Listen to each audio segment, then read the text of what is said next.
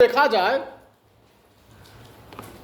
सूर्य से डिस्टेंस के अकॉर्डिंग अगर देखा जाए तो पृथ्वी का नंबर कौन सा आता है? 3। बट अगर हम साइज के अकॉर्डिंग देखें तो कौन सा नंबर है? 5। Fifth largest planet in the solar system. Got it? समझ गए? Sit down.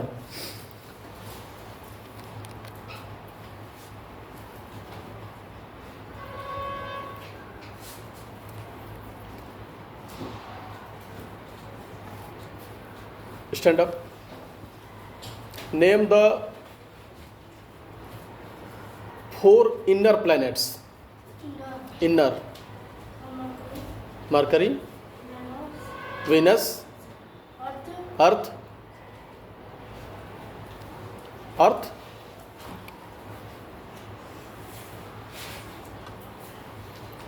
and last one, Mars.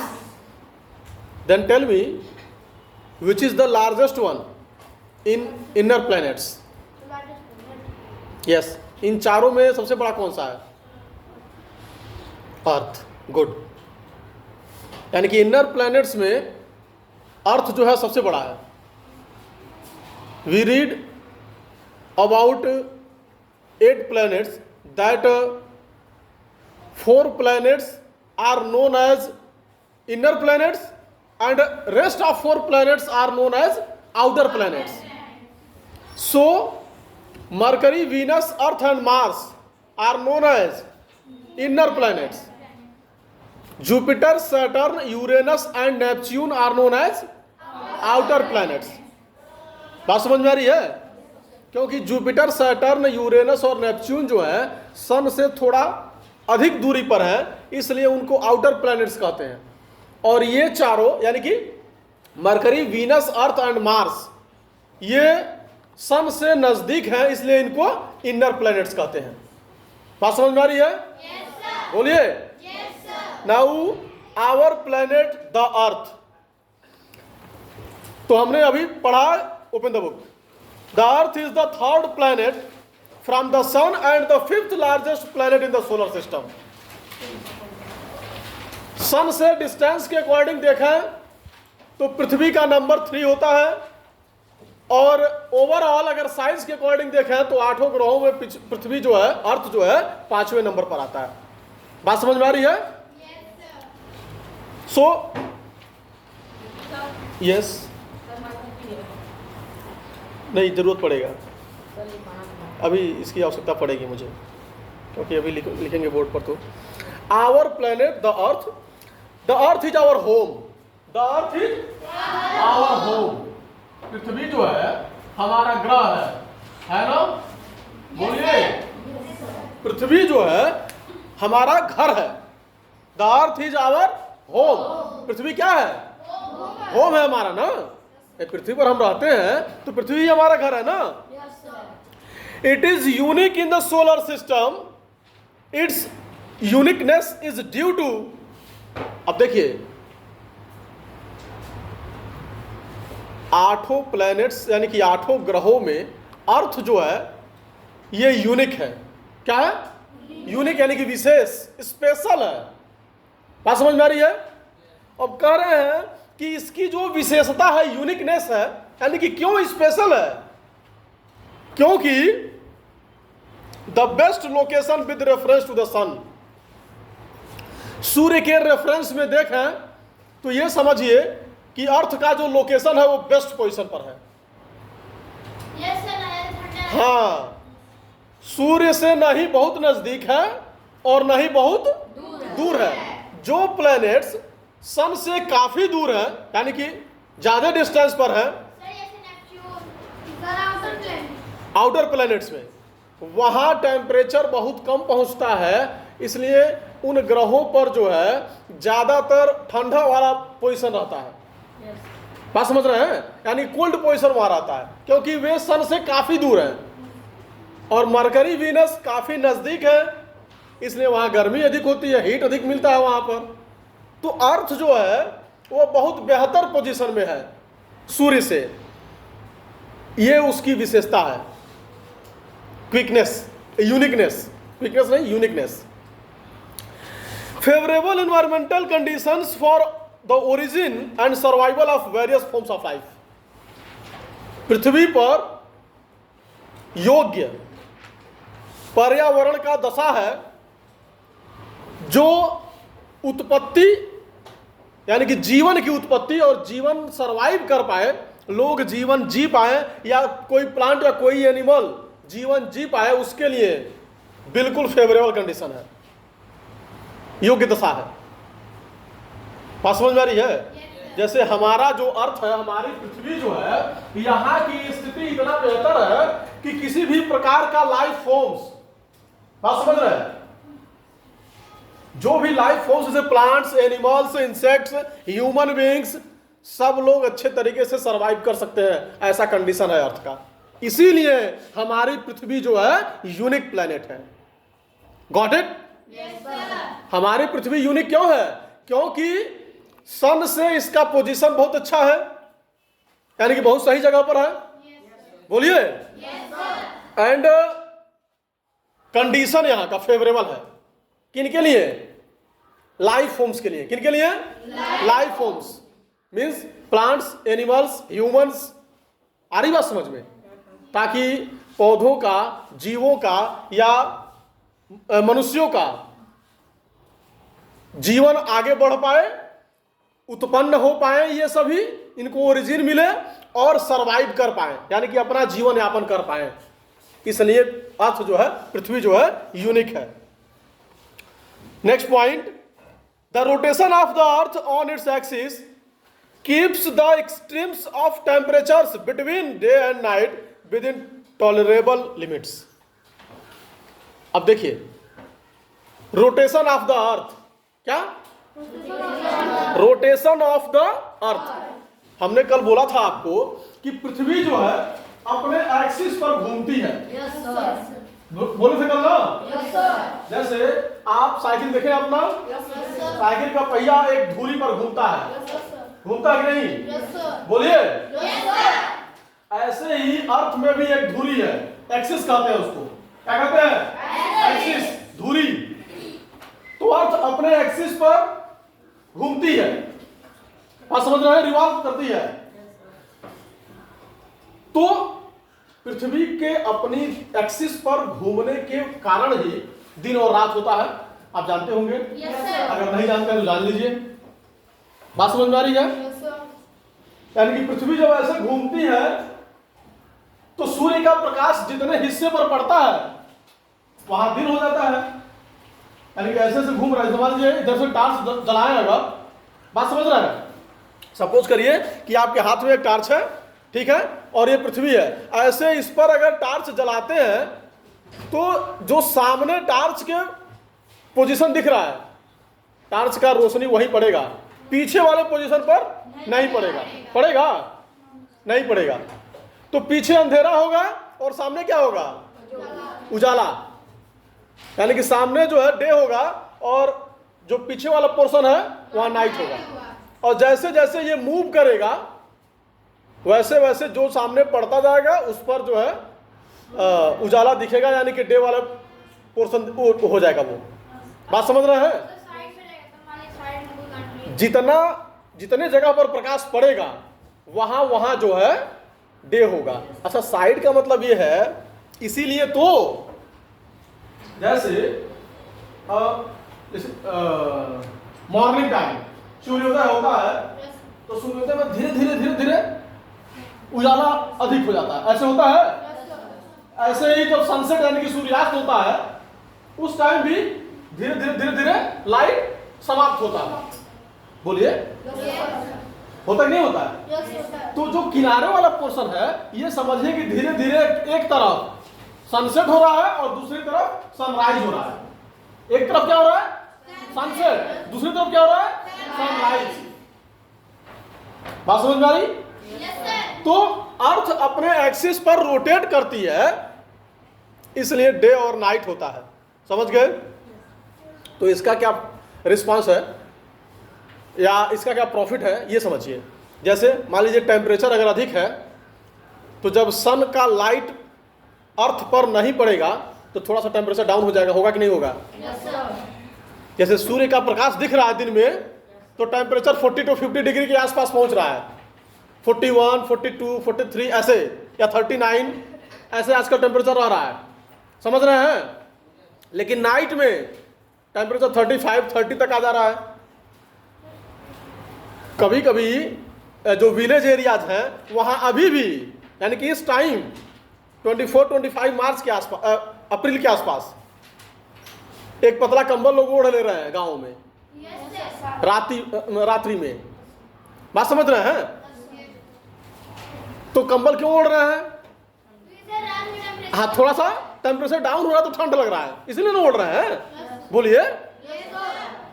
Then sense ये कि सन का लाइट जब नहीं पड़ा तो टेम्परेचर डाउन हो गया, और जैसे जैसे सन का लाइट पड़ रहा है वैसे वैसे टेम्परेचर अप हो रहा है, बढ़ रहा है ना। तो गर्मी भी हम फील कर पा रहे हैं और हल्का सा ठंडक भी फील कर रहे हैं। ये पृथ्वी का यूनिकनेस है, ये अर्थ का यूनिकनेस है, ये विशेषता है पृथ्वी की। यानी कि न तो बहुत अधिक गर्मी आपको महसूस होगी, ऐसा स्थिति न हो कि गर्मी से मतलब इतना अधिक गर्मी हो जाए कि जीवन ही न रह पाए, ऐसा नहीं है। या इतनी ठंडी हो जाए कि पूरा बर्फ से भर जाए फिर जीवन समाप्त हो जाए, ऐसा कंडीशन नहीं है। It is the uniqueness of the अर्थ, यह पृथ्वी की विशेषता है।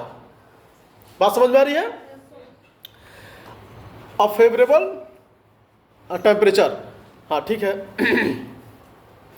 A favourable temperature for the existence of life if the heat received from the sun was to increase और डिक्रीज। 1 मिनट हो गया, ऐसा 6 है ना। हम अपनी क्लास को याद कर ली। प्रेजेंट कितने हैं मैम? लिखी नहीं है? 30 है।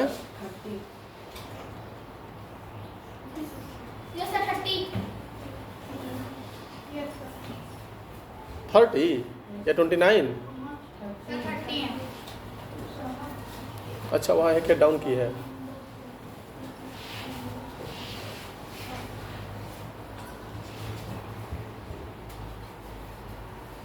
हाँ ठीक। नहीं वो परी क्यों है? डाउन किया है Pari? Is there any problem angel? What happened? Now come to the point. A favourable temperature for the existence of life, जीवन की उत्पत्ति के लिए या फिर जीवन का महत्व बना रहे, जीवन का अस्तित्व एग्जिस्टेंस बना रहे, इसके लिए अर्थ पर फेवरेबल टेम्परेचर है। अभी मैंने बोला ना आपको कि टेम्परेचर इतना ज्यादा ना हो जाए कि हाँ लोग रह ही ना पाए, या टेम्परेचर इतना कम ना हो जाए कि सब एकदम ठंडा हो जाए, बर्फ हो जाए, कोई ना रह पाए। तो ऐसा दोनों कंडीशन अर्थ पर नहीं है। यानी कि अर्थ एक ऐसा प्लेनेट है जहां जीवन के लिए फेवरेबल टेम्परेचर मिलता है। कह रहे हैं if the heat received from the sun was to increase और decrease by about 10%, a large part of the earth would become unfit for living organisms. कह रहे हैं अगर अर्थ पर जो टेम्परेचर रहता है वह 10% इंक्रीज या डिक्रीज हो जाए, समझ रहे हैं? अर्थ का टेम्परेचर 10% इंक्रीज या डिक्रीज हो जाए तो अर्थ के बहुत बड़े हिस्से पर या अर्थ का बहुत बड़ा हिस्सा लिविंग ऑर्गेनिजम्स के लिए अनफिट हो जाएगा, यानी कि सजीवों के लिए बेहतर नहीं रह जाएगा। Got it? 10% अगर टेम्परेचर या तो बढ़ जाए या फिर घट जाए, देन जो है अर्थ पर लिविंग ऑर्गेनिजम्स के लिए समस्या हो जाएगी, अनफिट हो जाएगा। The range of temperature on the surface of the earth wherein water can remain in its 3 forms। अब देखिए पृथ्वी का टेम्परेचर इस प्रकार का है कि वाटर यहां 3 फॉर्म्स में मिलता है, आपको मिलता है। कौन कौन से 3 फॉर्म्स में? लिक्विड, गैस एंड हाँ, 3 forms of water.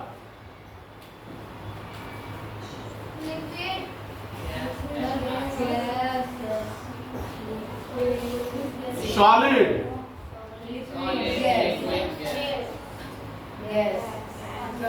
liquid, gas. Solid, liquid and gas. यानी कि आइस, बर्फ जो होता है वो सॉलिड मोड है, और वाटर जो है लिक्विड मोड है, यानी कि पानी जो तरल अवस्था में है, लिक्विड है। वाटर वेपर, हवा नहीं, वाटर वेपर, हवा में जो जल वाष्प ट्रेवल कर रहा है, वाटर वेपर। आ रही बात समझ में? बादल तो वो बाद में बना, पहले वाटर वेपर है, वो केवल वाष्प है। जैसे पानी गर्म करते हैं तो वाष्प निकलता है ना, वही वाटर वेपर है, जल वाष्प कहते हैं उसी को।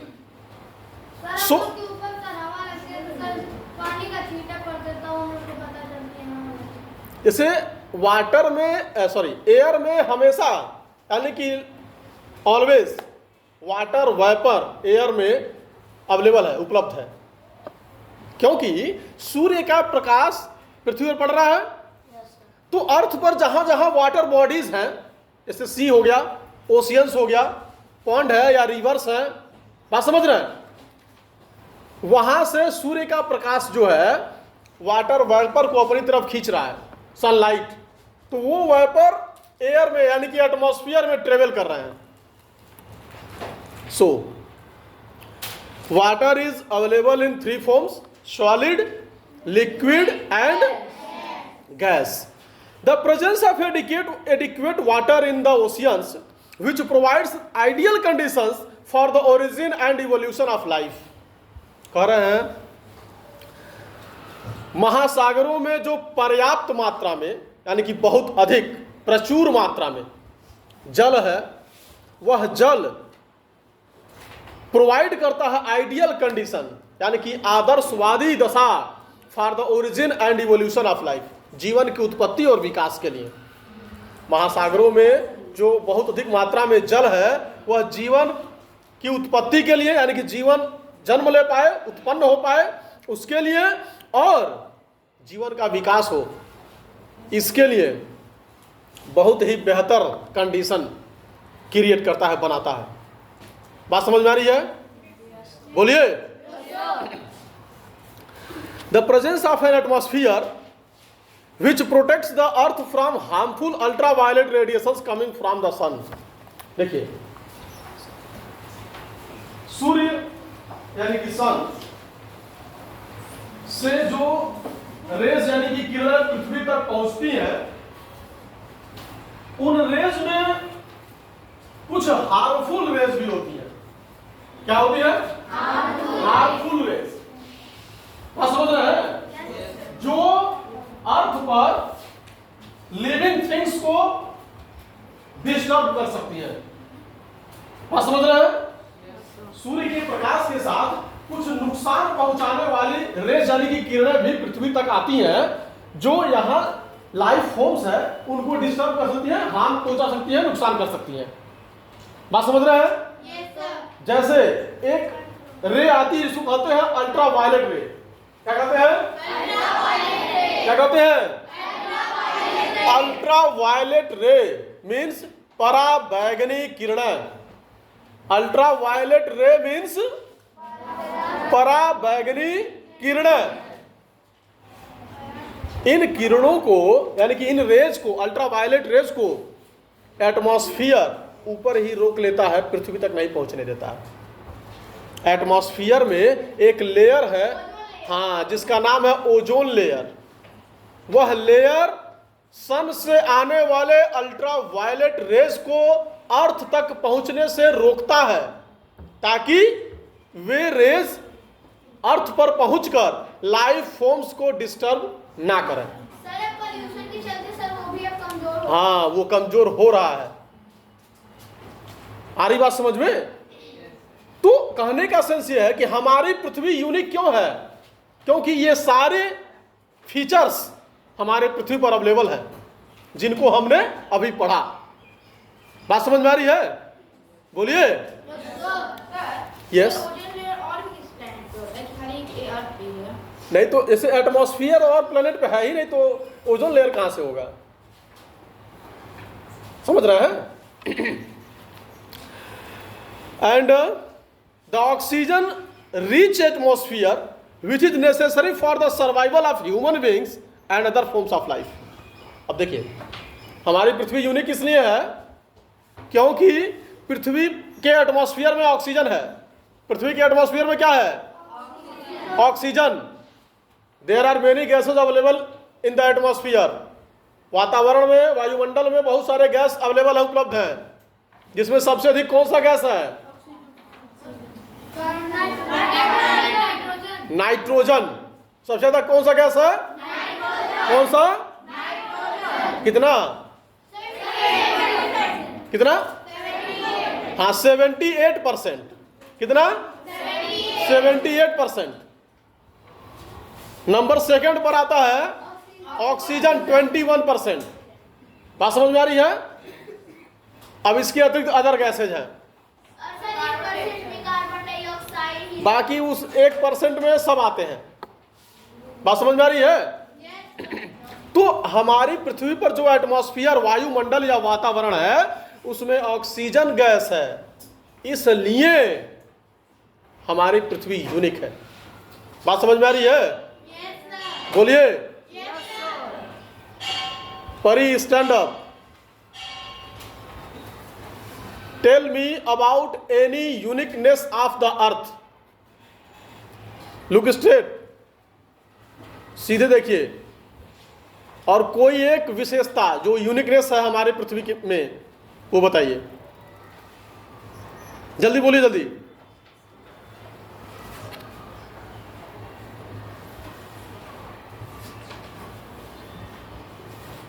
यस प्रतीक। सर हमारी अर्थ में सर एक यूनिक है सर, वो ना ज़्यादा गर्म है ना ज़्यादा ठंडा है सर। उसमें एक और यूनिक है, यहाँ पे सर हमें यहाँ पे रहने के लिए ऑक्सीजन भी मिलता है, और ऑक्सीजन हम इसी प्लेनेट में। Good good good, hold, very good, sit down. Yes Himanshu. Sir हमारे अर्थ पे सर एक ओजोन लेयर है सर, जिसपे सन की किरणें सर अल्ट्रावायलेट सर हम लोग के अर्थ पे सर पहुंच नहीं पाता है सर। जैसे सर ह्यूमन बॉडी को सर नुकसान ना पहुंचाए कि हाँ, सभी लाइफ फॉर्म्स को नुकसान पहुंचा सकती है, तो उसको रोक देता है वो ozone layer. Very good. Sir उसको सर पॉल्यूशन से वो हाँ कमजोर हो रहा है। Very good good good good. Sit down. परी, क्या कर रही हैं आप? हैं? क्या कर रहे हो?